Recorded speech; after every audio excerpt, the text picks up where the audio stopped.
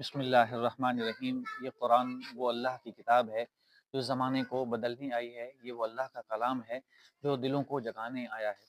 اللہ کے اس کلام کا ایک ایک حرف اس کے اندر حکمت ہے اور اس کی ایک ایک آیت میں ہدایت ہے۔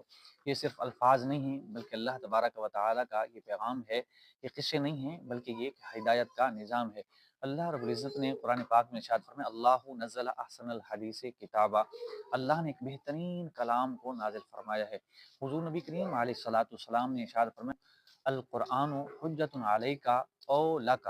نبی کریم علیہ الصلوۃ والسلام کے اس فرمان کا مطلب یہ ہے کہ قرآن یا تو تیرے حق میں گواہی دے گا یا قرآن تیرے خلاف گواہی دے گا۔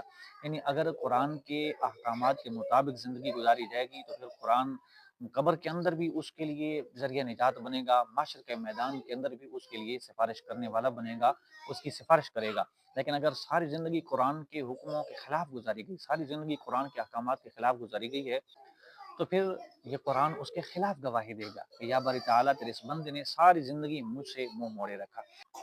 نبی کریم علیہ الصلوۃ والسلام نے ارشاد فرمایا، خیرکم من تعلم القرآن وعلمہ۔ تم میں سے بہترین وہ شخص ہے جو قرآن کو سیکھے اور دوسرے لوگوں کو سکھائے۔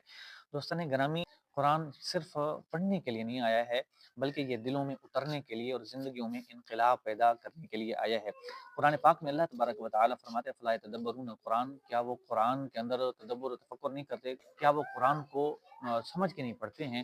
تو اس آیت سے ہمیں ایک فکر کرنی چاہیے کہ قرآن پاک کو سمجھ کر اور سوچ کر پڑھنا چاہیے۔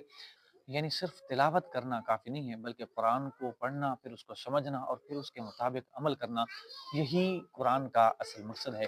سوال یہ نہیں ہے کہ آپ نے قرآن پاک کو کتنی بار ختم کیا ہے، بلکہ سوال یہ ہے کہ آپ نے قرآن کو کتنی بار سمجھنے کی کوشش کی ہے۔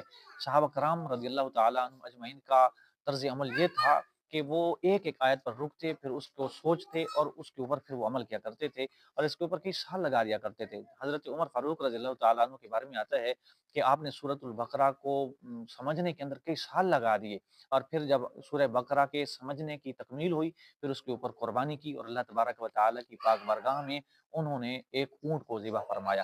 دوستان گرامی، یہ وہ قرآن ہے جو جاہلوں کو استاد اور جو غلاموں کو امام بنا دیتا ہے، اور اس نے بکھرے ہوئے عربوں کو امت کا امام بنا دیا اور ان کو ایک امت کے اندر تبدیل کر دیا۔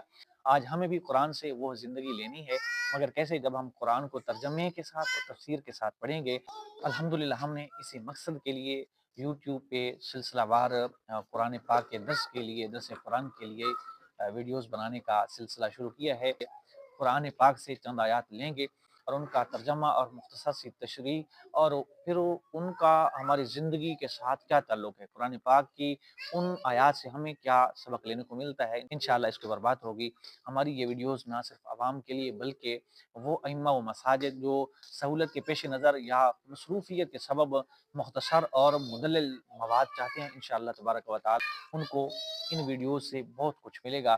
آپ سب سے یہ درخواست ہے کہ آپ ان ویڈیوز کو دیکھیں، سنیں اور آگے بھی شیئر کریں، تاکہ آپ کے لیے بھی یہ صدقہ جاریہ بن جائے اور میرے لیے بھی یہ صدقہ جاریہ بن جائے۔ آخر میں دعا ہے کہ اللہ تبارک و تعالی ہم سب کو قرآن کے فیض سے فیض یاب ہونے کی توفیق عطا فرمائے۔ آمین یا رب العالمین۔